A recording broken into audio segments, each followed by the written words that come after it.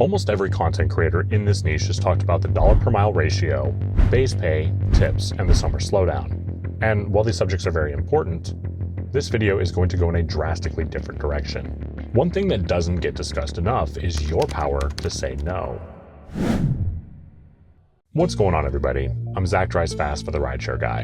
And this video is all about your rights and the power of personal decision-making that you hold as an independent contractor.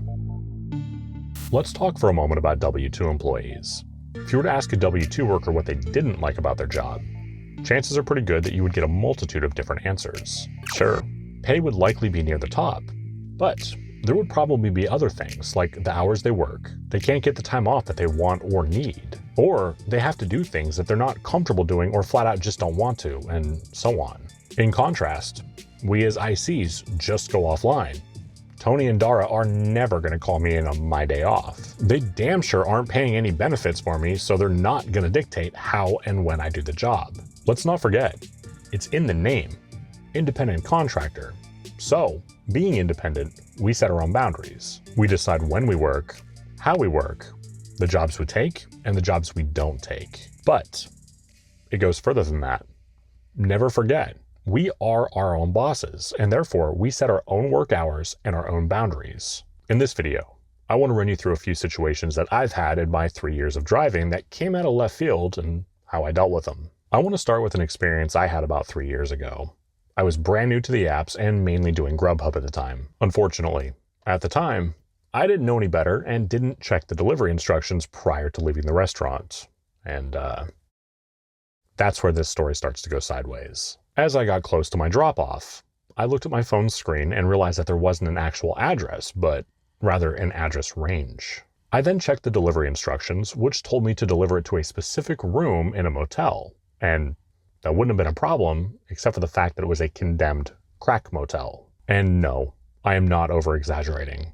When you pulled up to this place, there was a fence surrounding the property, but the fence was open. I wanted to be optimistic, so I chose to convince myself that I was going to be delivering to a construction worker. But no. Almost every single room in this motel was boarded up with a bright orange neon sign on the doors that said condemned. Being brand new, I didn't know that saying no was an option, so I risked my safety to get this order delivered. I saw somebody appear out of one of the few rooms that wasn't boarded up, and they took the order from me without incident. Was the risk really worth the $12-ish I got paid?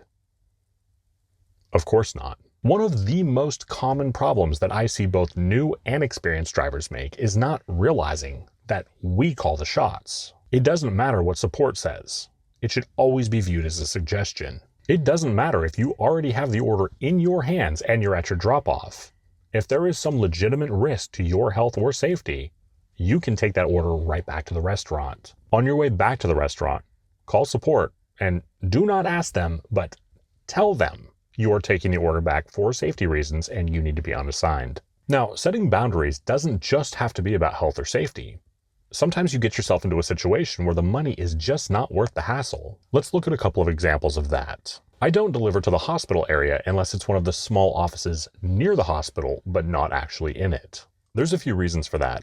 One of which being, I haven't exactly had the best luck with medical staff tipping very well. On top of that, if they're not actively monitoring their phone, it is a nightmare for me to find them in that giant building. I refuse to go to patient rooms because I'm rolling the dice if I'm even allowed to, depending on certain health statistics in my county at the time. And even if I were allowed to, I really don't want to spend 15 minutes trudging through the hospital to find the right room. Remember, time is money, and that is time that I'm not being paid for. I want to stop here for a moment and talk about how to avoid these situations before you find yourself in them. On DoorDash, you can check the delivery address before you confirm pickup of the order, and if you don't know that address, you should Google it. This will help you determine if it's going to be a simple delivery or if it's going to be a lot more hassle than it's worth. If you use Uber Eats, there's third-party apps that will tell you the entire delivery address prior to accepting the order. I use one of these apps every time I drive, but it is important to note that they do violate terms of service, so make sure you do your own research. When I Google an address, the things I'm looking for are schools, the university, hospitals, dorms, and downtown areas with little to no parking. Just Googling an address has helped me avoid countless headaches. Let's continue. I don't deliver to schools or the university.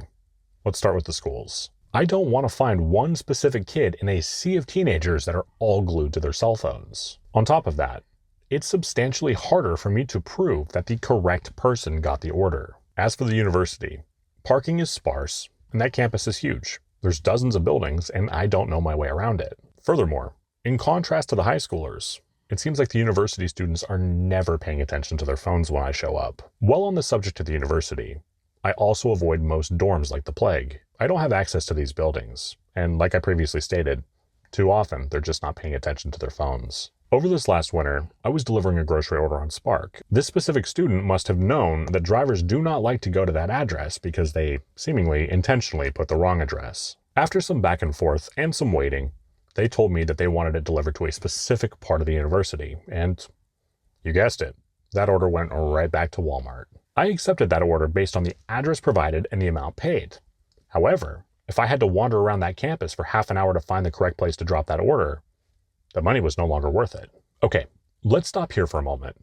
It's not particularly uncommon to have a customer put the incorrect address, and most cases, it's not nefarious. However, always have them communicate address changes in a way that the app that you're delivering for can see the changes requested. The easiest way to accomplish this is to get the customer to text you the new address. Once you get that new address, contact support and have them update that new address in the app. This will help you avoid contract violations, as well as lying customers claiming that you dropped the order off to the incorrect location. Speaking of address changes, I want to share one with you that likely was nefarious. I got a decent paying order, or at least by DoorDash standards, picking up at a pizza place and dropping off across town. DoorDash orders for this specific pizza place are almost never ready, and such was the case this day. I sent the customer a text letting her know that I would likely be waiting 15 to 20 minutes for her order, and I didn't hear back. Fast forward, I get the order picked up, and I show up at the delivery address, a secure building. I used the call box to get buzzed in, but rather than getting buzzed in, I was met with a slew of obscenities. She went on to tell me that she accidentally ordered to her home address and needed me to bring it to her friend's address. At this point, admittedly, I was annoyed because I had waited at the restaurant, sent a text, and never heard back. She tried to tell me the new address, and I stopped her and told her to text it to me for the reasons we just talked about. This was a call box. DoorDash would have had no record of this conversation. After texting the customer again and not getting a response for another 5-ish minutes, I reached out to support. Support then contacted the customer and got the correct address. Support eventually came back on the phone with me and told me that they would give me additional half pay if I decided to complete the order, but ultimately the decision was left up to me. Turns out, the correct delivery address was substantially out of the delivery zone, so I ceremoniously said no. Had I ended up agreeing to taking the order to the correct address, I would have spent another 45 minutes driving one way. I opted to leave the order at the front door of the original address. Keep in mind, this was an order that I was already committed to by app standards. I cannot stress this enough. We are our own boss, and we can stop at any point during the delivery and say no. I was not about to spend another hour and a half working on this order when she didn't have the decency to text me sooner.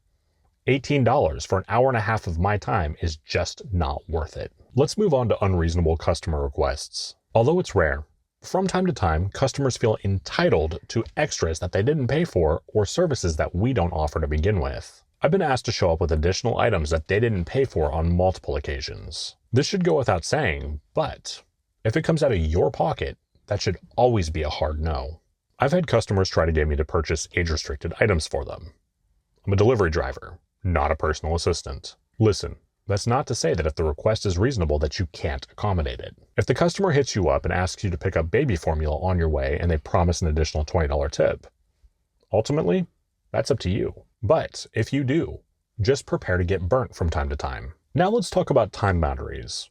If you do this long enough, you're eventually going to have both restaurants and customers that keep you waiting for unreasonable amounts of time. This is where we start to get into a gray area, as it's likely going to affect your money. If you wait at a restaurant for 30 minutes and then decide to unassign the order, in most cases, you are not going to be paid for the time you spent waiting. I want you to let me know in the comment section what the maximum amount of time that you're willing to wait for an order is. I've talked about this in a previous video, but I'm going to bring it up again.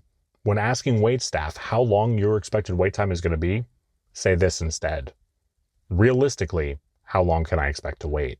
Just by adding the word realistically, I found that that's generally the difference between hearing about 5 minutes versus the actual estimate. Hearing that word typically makes the employee take pause and think about the response that they're giving you. To wrap up this video, I want to be clear.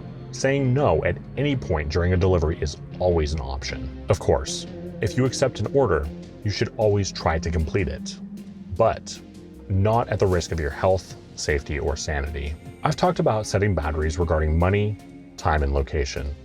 What have I missed?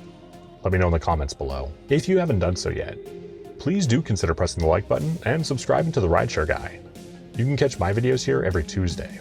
If this video resonated with you, check out this video where I talk about whether you're running a business or a charity. I'm Zach Drives Fast for the RideShare Guy. Take care.